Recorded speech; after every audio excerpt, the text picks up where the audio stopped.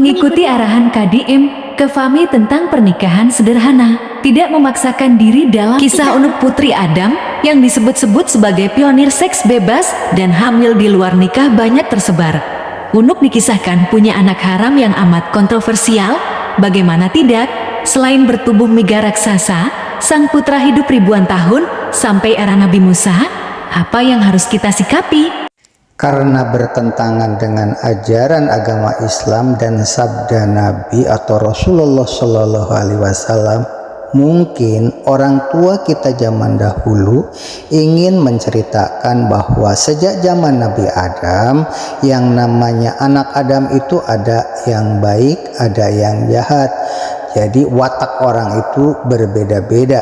Banyak yang mudah terpengaruh atau terhasut oleh iblis. Itulah gambaran bahwa pendidikan di dunia ini harus benar-benar dimaksimalkan, karena yang dibawa ke akhirat kelak ketika manusia meninggal hanya ada 3, yaitu ilmu yang bermanfaat, harta di jalan Allah, dan satu lagi yaitu doa anak-anak saleh.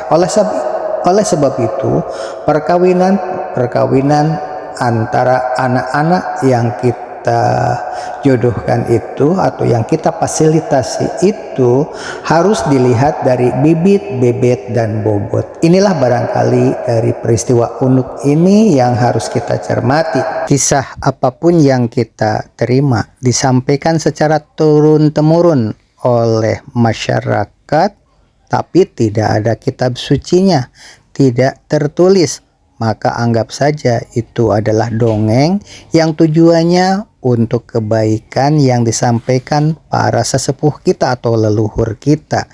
Tapi yang namanya cerita itu kan bisa mengembang di tengah jalan. Oleh sebab itu harus ada acuan berupa kitab suci, apakah itu firman Tuhan ataukah itu sabda-sabda Rasulullah Shallallahu Alaihi Wasallam atau rasul-rasul sebelum Nabi Muhammad. Mungkin kisah unik ini bisa kita terjemahkan sebagai wanita yang lari dari suaminya untuk melacurkan diri. Mari kita ikuti kisah ini, berikut solusinya. Terinspirasi dari saran KDM untuk Fahmi Husaini, lelaki yang malang ditinggal kabur istrinya. Belakangan terungkap di konten YouTube Deddy Mulyadi, ada peran Bang Emok di dalamnya. Orang tua mempelai pria terpaksa minjam 5 rupiah juta ke Bang Emok rentenir demi pesta yang meriah. Padahal di malam pertama pengantin pria itu ditinggal tidur oleh istrinya. Sang istri kabur sejak malam pertama itu, menghindar dan berpolitik. Saat kabur alasannya jemput cot pesan ayam geprek, lalu beralasan HP lowbat. Dalam konten YouTube milik KDM, semuanya ini terungkap hingga peran Bang Emok. Banyak netizen mengapresiasi saran KDM di YouTube. TND yang dijodohkan KDM ke Fahmi, tujuannya untuk mengobati luka pengantin pria yang istrinya disembunyikan Ardiaman Lase Al. Justru peran ND ini menambah luka Fahmi Husaini, karena Rifki pacar ND datang mengontrok diduga marah-marah. Karena Fahmi itu rendah hati, semua jadi damai meninggalkan luka dalam. Bagi Fahmi, pedagang bumbu yang sempat bermain sinetron ini mengungkapkan alasan belum mengajak nikah ND. Kini ND terkatung-katung. Kembali ke kisah Fahmi yang luka kedua kalinya. Kini terluka oleh ND janda beranak 2, memilih Rifki yang terus menggantung.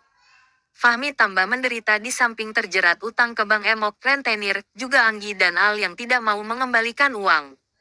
Namun bagi Fahmi dari peristiwa ini, ada berkah di luar dugaan. Panggilan syuting, podcast, hingga tawaran pencalonan jadi lurah, anggota DPRD, dan bantuan untuk bayar hutang terus mengalir. Berita terakhir Fahmi mendapat kunjungan dari pencipta lagu. Beda dengan kisah Andrigo yang diduga promosi lagu Melayu lewat modus. Apa itu? Dia promosi lagu ciptaannya lewat skenario cerita konflik keluarga. Sedangkan Fahmi, kisah pribadi yang viral itu kini dijadikan lagu.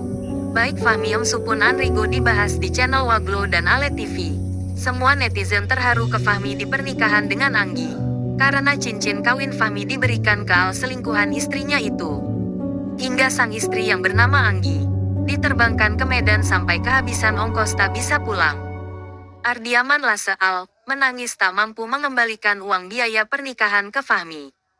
Tampak di foto Al tunduk lesu, dengan postur tambah lebih pendek dari Fahmi, karena terhuyung dan penuh rasa malu.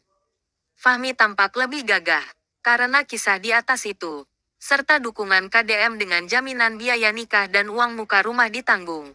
TND akhirnya mau dinikahkan dengan Fahmi. Tapi gagal karena diontrok Rifki pacar ND yang tak kunjung mengajak nikah. KDM memberi saran tentang menikah itu murah. Janganlah ditunda-tunda. Netizen pun banyak yang setuju. Pernikahan murah dipaparkan KDM di respon para penonton YouTube sebagai bahan pembelajaran. Konsep pernikahan murah diterapkan Nida dan Bayu di Grand Wisata Tambun. Ditayangkan lewat konten channel Waglo Gubuk Apung dan Ale TV, sesuai konsep KDM. Di luar dugaan, banyak yang terperanjat. Karena acaranya meriah namun biaya sangat sederhana. Banyak orang bertanya dan menampakkan diri bahwa mereka ingin meniru polanya. Mengapa banyak alumni sekolah bermunculan? Kok mengaku alumni segala? Diduga untuk lebih akrab. Karena ingin dapat bocoran. Di antara mereka banyak pasangan yang sudah lama bertunangan. Belum berani melaksanakan resepsi. Sebagian dari mereka itu, dialognya ada di dalam video pada konten di channel Waglo Gubuk Apung dan Ale TV, seperti tampak di ilustrasi berikut ini.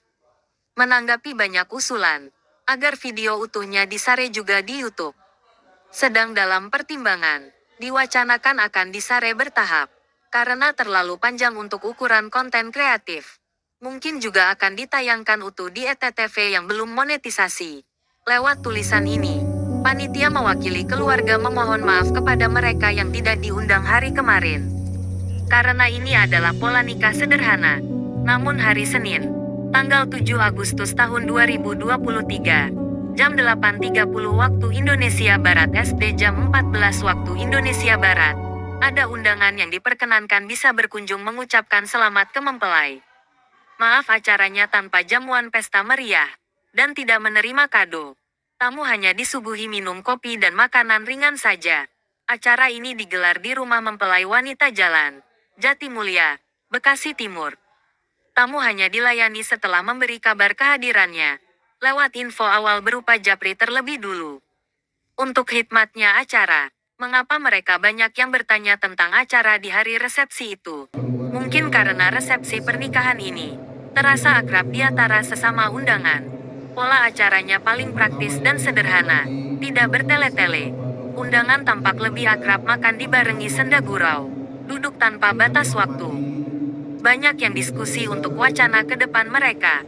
Tentu bagi yang akan menikah dalam waktu dekat, di RM yang mirip restoran ini, saat acara digelar mereka bisa duduk lama dengan santai. Mereka seolah duduk di rumahnya sendiri, merasa betah duduk lama tanpa batasan waktu. Bahkan banyak tamu undangan berada di lokasi ini sampai acara selesai.